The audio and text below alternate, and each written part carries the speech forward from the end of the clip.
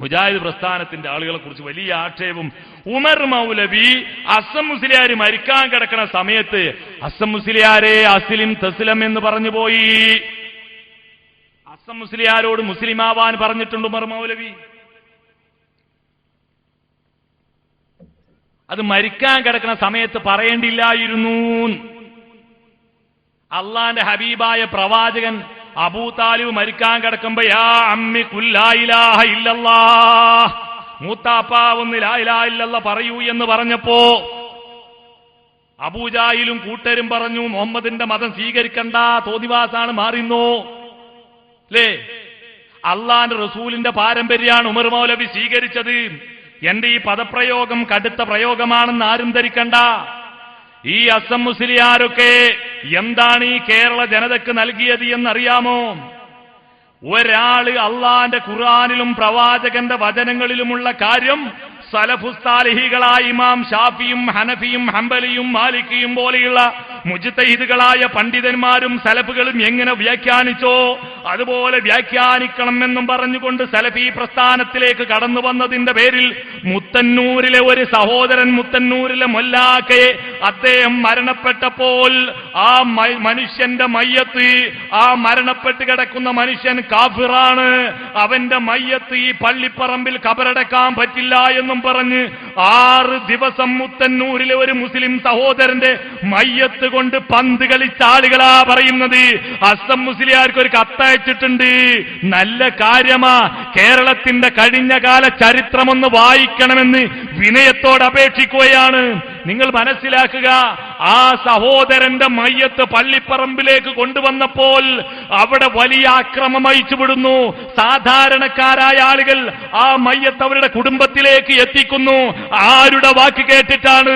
ഈ പണ്ഡിതന്മാരുടെ വാക്കുകൾ അംഗീകരിച്ചുകൊണ്ട് അന്നത്തെ സാധാരണക്കാരായ ആളുകൾ ഒരു മനുഷ്യന്റെ മയ്യത്ത്, ആ മനുഷ്യന് മാതാവും പിതാവും സന്തതികളും ഭാര്യമാരും കൂട്ടുകുടുംബാദികളുമുണ്ട്, അവർ മുഴുവനും 6 ദിവസത്തോളം കണ്ണീർ കടലിൽ വിതുമ്പിക്കരയുന്ന ഒരു മനുഷ്യന്റെ മയ്യത്ത് മണ്ണിൽ കബറടക്കാൻ പറ്റാത്ത ഒരു സാഹചര്യം ഇവിടെയുള്ള കേരളത്തിലെ പാവപ്പെട്ട ജനങ്ങളുടെ മുമ്പിൽ ഇത്തരം ഭീകരമായ രംഗം സൃഷ്ടിച്ച ആളുകളോട് ഉമർ മൗലവി അസ്ലിം തസ്ലം, നീ മുസ്ലിമാവുക രക്ഷപ്പെടുമെന്ന് പറഞ്ഞിട്ടുണ്ടെങ്കിൽ അതിൽ നമ്മൾ ഒരു വലിയ അപകടമൊന്നും കാണേണ്ടതില്ല.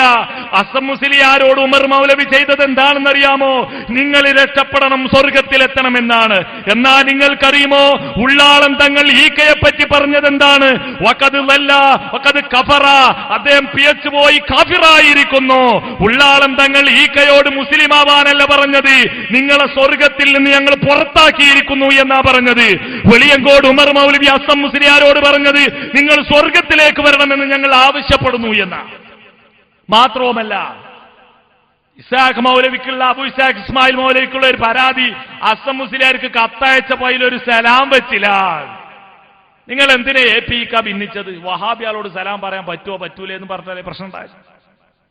അള്ളാന്റെ റസൂല് വേദക്കാർക്ക് കത്തയച്ചപ്പോ സലാമുൻ അലാ മൻ തബൽ ഹുദാ എന്നും പറഞ്ഞിട്ടെങ്കിലും സലാം വെച്ചിരുന്നു.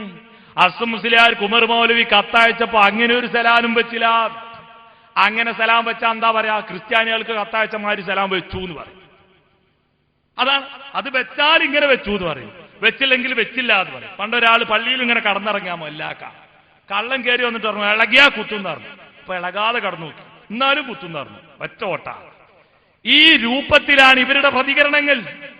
എന്ത് ചെയ്താലും അതിനെ മുഴുവനും കണ്ണടച്ചാക്ഷേപിക്കുക. സലാം, വഹാബികൾ സലാം പറഞ്ഞാൽ മടക്കാൻ പാടില്ല എന്ന് പറയുന്ന ആളുകൾക്ക് പിന്നെ സലാം കിട്ടിയില്ല എന്ന് പറഞ്ഞ് പരിതപിച്ചിട്ട് വല്ല കാര്യമുണ്ടോ?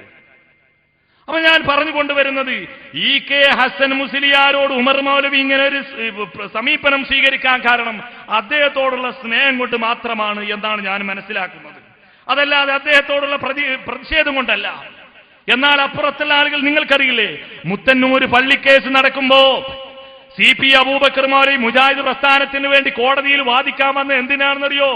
ഈ കേരളത്തിലെ മുജാഹിദുകൾ മുസ്ലിങ്ങളാണ്, കാഫിറുകളല്ല, അവരുടെ മയ്യത്ത് മുസ്ലിങ്ങളുടെ മക്ബറയിൽ മറമാടണം എന്ന് വാദിക്കാൻ വേണ്ടി 11 ദിവസത്തോളം കോടതിയിൽ അദ്ദേഹത്തെ വിചാരണ ചെയ്ത് CP അബൂബക്കർ മൗലവി മറുപടി പറഞ്ഞു. അപ്പൊ CP അബൂബക്കർ മൗലവി കോടതിയോട് പറഞ്ഞു, മരിച്ചുപോയ ആളുകളോട് പ്രാർത്ഥിക്കാൻ പാടില്ല. മരണപ്പെട്ടു കഴിഞ്ഞാൽ ഒരാൾക്കും നമ്മെ സഹായിക്കാൻ കഴിയില്ല നമ്മൾ സൽക്കർമ്മം ചെയ്തിട്ടില്ലെങ്കിൽ. അള്ളാന്റെ റസൂല് ഫാത്തിമ ബീവിയോട് പറഞ്ഞു, യാ ഫാത്തിമ അൻഖിദി നഫ്സകി മിനന്നാർ ലാ ഉഗ്നി അൻകി മിനല്ലാഹി ശൈആ.